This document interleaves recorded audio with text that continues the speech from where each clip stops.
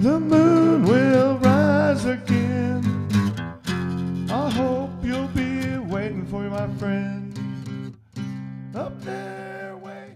Hello, my name is Janice Hallman. This is my co-host, no doubt, Terry Steele, my nephew, my oldest nephew now. And I'm here for the Compassionate Friends to let you know that this is for the month of November, Thanksgiving. Get stuffed, Mick! And holidays and months with holidays are usually triggers to people that have lost a child. And it was 12 years ago that we lost our sister November 1st. So it's been 12 years. 4 years for Dad this month. And 4 years for Dad, yeah. And a year for Chloe. Yes. So it's been a pretty tough month this month, but with music and Compassionate Friends, I've gotten through. So doing a lot better, and like I said, it's just been really tough. So it is, and the holidays usually bring back memories. Yeah. And you just have to move through them, and some people can and some people can't. It just depends. But it's the reason that I started this group was I wanted to let people know that there's somebody out there that cares. There are people out there that you can talk to. There's a group that you can share with. Yeah. And a lot of time when we get new people and we see them crying, it'll tear us up to ours and we'll start crying. But it doesn't hurt to cry. There's nothing wrong with crying, and there's nothing wrong with laughing. And when they tell the stories of sometimes the things their kids have done, because that will happen every once in a while, and you just sit there and laugh, and you see the mom and the dad just laugh, and you seal it. You can see it, and it's hard. And one of the things that our leader says is that we're glad you're here, but we're sorry you're here, because we don't really want anyone to ever join our group, the people that have lost children. But it happens. It's just not right for parents to outlive their children. I understand that. That's true. But it's also a fact that we're here to let you know that there's people out there. We have a list on the website for people that you can call. And trust me, you can call them any time of day or night, whether it's 1 o'clock, 2 a.m., 3 a.m., 4 a.m., 5 a.m., 6 a.m., midnight, noon, lunch. It doesn't matter what time you call. There is someone on the phone that will talk to you. And I've heard from more than one person that they really did help. And it's nice to know that there's someone out there that you can call, and they've got a pretty good idea of what you're going through. And it helps to know that there's somebody out there. And that's one of the reasons why Terry and I are doing the show, is to let you know that there are ways to get through it. Yep. And for those watching it on YouTube, right, be sure to look up on the Compassionate Friends website a chapter finder in your local area. Good. Anyway, this is my sister Julie that brought us here. My sister Sharon. And that's my daughter. And that's Katrina. And that's Larry. My dad. And I forgot Mom's picture. Oh, no. No, Mom's there. No, you pushed her out. There. No, you pushed her out of there. No Grandma. Yeah. No Grandma this time. We're fired! Grandma's sitting right over there. Dang it. Anyway, I would like... We got too small of a table. Yeah, we have too small. That's okay. We'll have a bigger one next time. Right. It helps when you are in a hurry and you leave everything that you meant to bring, and you accidentally, not on purpose. Yep, but we carry on, just like in life with loss. We do. You must carry on. Yes, you must carry on. Anyway, I have a poem that I would like to read from the one of the other newsletters. From a newsletter from the From a Compassionate newsletter Friends. from the Compassionate Friends, which I believe is was in July and August. That was July, August, just. And it says, men do cry. We do. I heard quite often, men don't cry, though no one ever told me why. So when I fell and skinned a knee, no one came to comfort me. And when some bully boy at school would pull a prank so mean or cruel, I'd quickly learn to turn and quip, it doesn't hurt, and bite my lip. So as I grew to reasoned years, I learned to stifle any tears. Though be a big boy it began, quite soon I learned to be a man. And I could play that stoic role while storm and tempest racked my soul. No pain nor setback could there be, could wrestle one single tear from me. Then one long night I stood nearby and helplessly watched my son die, and quickly found to my surprise that all that tearless talk was lies. And I still cry and have no shame. I cannot play that big boy game, and openly without remorse I let my sorrow take its course. So those of you who can't hide, so those of you that can't abide a man you've seen who's often cried, reach out to him with all your heart as one whose life's been torn apart. For men do cry when they can see their loss of immortality, and tears will come in endless streams when mindless fate destroys their dreams. This was from Ken Falk from the TCF Northwest Connecticut chapter. It's a And nice I thought poem. that was It's a good poem a really, because it helps, yes. explain that, us guys really do cry once in a while. Some of us, we just do it in our own personal time. And, Yeah. 'cause, from my own experience, I have, so. And I have another one that I'd like to read. Okay. It says, where are you? I missed you yesterday and looked for you among the artifacts of your life, your room with pictures, the clothes that still carried your scent, your favorite tools and books, the tapes you loved to hear. The very walls echoed your vitality and carried faint memories of riotous laughter. And so I sat there, comforted for a while, but forced at last to confess that although beautiful memories lingered, you were not here, you were not there, and not then and not ever again. If I could find you yesterday, where then can I look today? Who can I talk to, implore, beg to show me the way? Where are the hidden doorways to signs and wonders others claim to see? My musings brings no answers, so I take a walk to clear my mind. Ahead I see children playing, and their laughter floating on the wind reminds me of your carefree approach to life. Their running mirrors your own abandon and the way you've always found joy in simple things.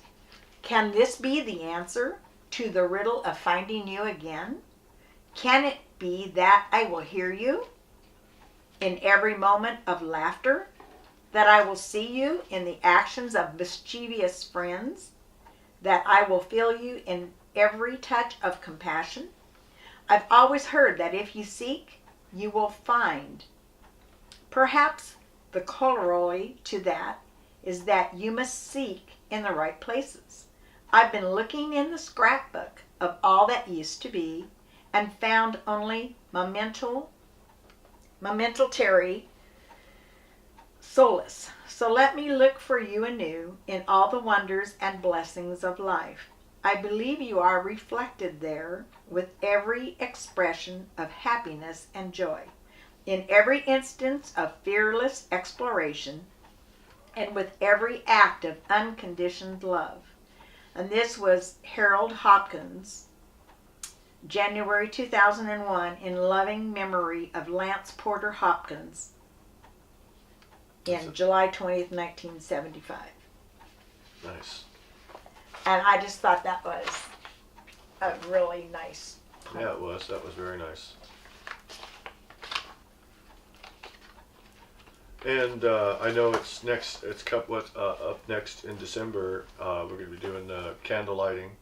Yes, it's On November 10th, and by the time this... No, December 10th. December 10th, and by the time this airs, it will probably have already happened. Yeah, probably But so. I'm hoping that people will...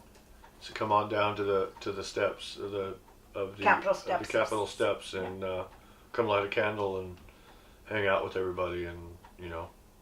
Right. I took to saving time, so Saving time. I'll explain next time what I do for the candle lighting, because Okay. I instead of having a bag for each person, I double duty them. Double duty, yeah. So I put them all, you know. I don't have one bag for each person. I'll put multiple names, but I do put all the names on. Yeah. So I'm hoping to have more people come with me this time, but Yeah, you never know. Yeah, I don't know if I'll be able to make it or not. We got It's hard. a lot of stuff going on down here, but Well. I know that we don't have Grandma's picture up here. Right. But this is her lamp. It was Grandma Durham's lamp. Yeah, well, Her mother's mother. yeah, so it's a double grandma duty on here. Yeah. And actually I fixed I put a couple new things on lamps that we got from Grandma, so. Cool. I've got an old one that has the, remember the one with the meter? Yeah? It's Yeah. It's a parking meter from Yes. Santa Bernardo, California. Mm-hmm. I have a story to tell about that, but go ahead. Yeah, well, the one where she got mad at Grandpa and threw it out the window. Go ahead, and then you can tell it. I don't know it that well. All I know is he wasn't supposed to. He invested some money in something or bought something that was useless that he wasn't. So she grabbed this nice $300-400 lamp and said, "Will you spend money on this? Then you don't need this." And she threw it out the window like she did the dishwasher when it quit working. It was actually out the door, the back door. Yeah. Well, that's where that went. But I don't know where the lamp with the parking meter got thrown out. But she threw it out. No, the parking meter got thrown out the back door. Well, so I was there. Yeah. I was there when the dishwasher got thrown out. Yeah. So that's funny. She was amazing. Yes, she was. And everybody loved Grandma, and Yep. everybody She loved Mom. loved everybody too. And my sisters, Jeanette and Julie, and I would go down almost every Sunday. Sometimes other ones would come along. Sometimes some of Julie's kids would come. And we'd clean house. And all I can remember is Larry knew what we were doing, but every time, about at least once an hour, he'd call Jeanette and ask her what was she doing. And she'd just go, "Really, Larry? Don't you know what I'm doing?" But yeah, that was fun. And to go and see your parents or your mom and stepdad every week, it was a joy to go down and be in their house, because there was always laughter and Grandpa fixed the breakfast or whatever it is we had down there. Yeah, it was always good. Yeah, it was good. So, and it was fun. So anyway, with the Compassionate Friends, we meet the third Tuesday of the month. And I don't have a calendar, so what day is that going to be? On Tuesday. Yeah, it's the third Tuesday of the month is our group, and we meet at the Salem Hospital, which is in the diabetic kitchen. In the diabetic kitchen, but as of next year, sometimes things change. They have a reader board, and if we're not in the kitchen, then we'll be upstairs on the second floor in the first room to the left. But usually the hospital has a reader board, and it'll tell you. Okay. But a couple of times this year, I forgot that the meeting wasn't always held in the kitchen, and I've missed a couple because no. they've been upstairs in the room. So I found it Oh no, the that's good. third time, but I missed it the first two. So Oh, that's kind of hard to do. yeah. But it's a lot of fun. We have our balloon release, and we used to have something for Thanksgiving and Christmas, but we opted out. Our group opted not to do those things. And then we have the Capitol lighting, Well, you're doing and something right there. we're hoping that this isn't our last year, but as of due to lack of people willing to be involved, we're not sure that this might be our last one. We're hoping it's not, but we don't know. There's just, Well, hopefully it's not. because you need more than 5 people to put things on and to get all the information going. So Well, what it is, I was do told in things- my last meeting that we one person. might, this might be our last one, and we're sorry to hear that, but Unfortunate. hopefully maybe something will happen and we'll get a whole bunch of, Yeah. not that we really want a whole bunch of new people, we just need some new, So people to come out. some and help. people to come out and help and support us. And we sent a letter and they only got one reply. Oh. And I said, well, I'm here. I didn't reply because I was already signed up to do something. Yeah. So, but I'll send them a note going, yes, I'm going to be there. Yeah. So it is hard. So come on, all you good karma people out there, come up and give Compassionate Friends a hand. Right. And it was fun, but it's still, Because they're there for you. yeah. Anytime. They are. You can call them anytime. So There are. And a lot of people. no reason why not to Yeah. to give up a little bit of your time. And it's hard for those that are new, that are there. And like I said, the first thing that our leader says is, we're sorry you're here, but we're glad you're here. But only because they know that we care and we feel their hurt and their pain because we've been through it already. And though we're not crying at the moment, Doesn't mean a you lot aren't of crying times doesn't later. mean we don't cry. Right. Sometimes it's hard for me to cry. Personally, when my daughter died, I did all my crying privately. I didn't cry in front of anybody else. I just cried inside here and maybe at the group. But usually I try to hide that. I don't feel comfortable somebody come up and asking me. But as it goes on, it's easier to let it cry. And I had some news earlier this week that made me sad, and I feel like crying. But so far I'm not. So I'm hoping that I'm not crying next month, but I may be. Yeah, and that's okay. And that's okay. Yeah, only because I miss the Christmases that we have. Yeah, for sure. I do too. I mean, I may not cry about it, but I miss having the cool Christmases and the Thanksgivings Right. and even Easter. All the holidays are And special. now, yeah, because everybody's grown up and they're just all gone, and it's like, Yeah. I grieve over that all the time. It's Right. terrible. Yeah. Well, Mom and Ella's always had Christmas Eve Yep. at their house. And sometimes it was fun. It was usually at night. Now, thank goodness, we've And we have kind of started a little bit early. Last couple of years, or last year, I believe I had Christmas Eve at my house because my niece got married on that day Oh, cool. in my house. So we had an anniversary party. But we held it during the day so people could go to their own homes and do their own stuff. But a lot of people have like 5 places to be on Christmas Eve, so it was fun. So anyway, it's just about time. Uh-oh, Not what? quite. I'm gonna have to play some more music, huh? Yep. Why don't Okay. you go ahead? Well, why don't we? No, you're playing the music after this, and then Yeah. music after. That means I can get ready.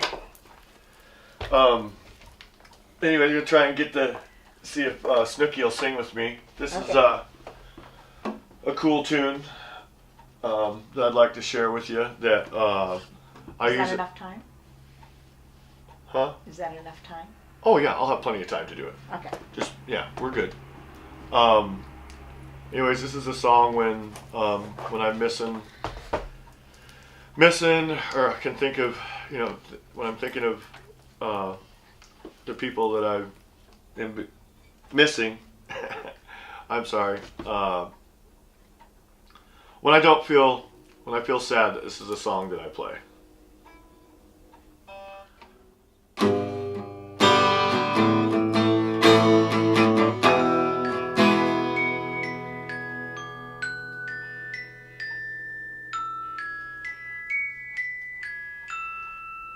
Let me stop it.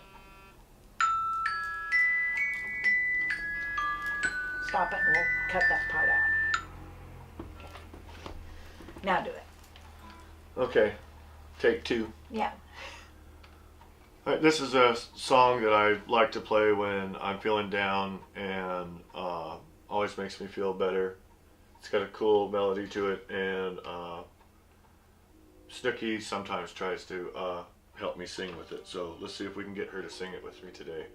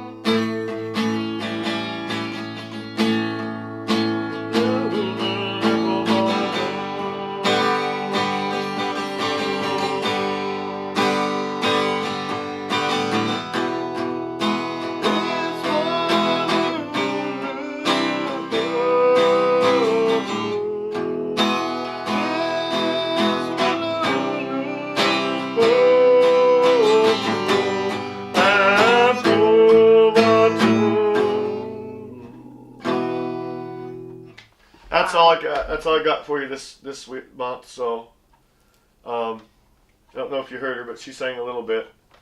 And anyways, thank you for tuning into the Compassionate Friends Salem chapter with Janice And Allman. we'll see ya next month. Bye.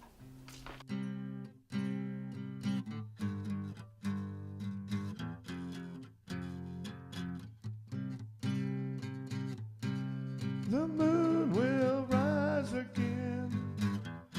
I hope you'll be waiting for me, my friend. Up there, way high in the sky, I can see you with my eye. Oh.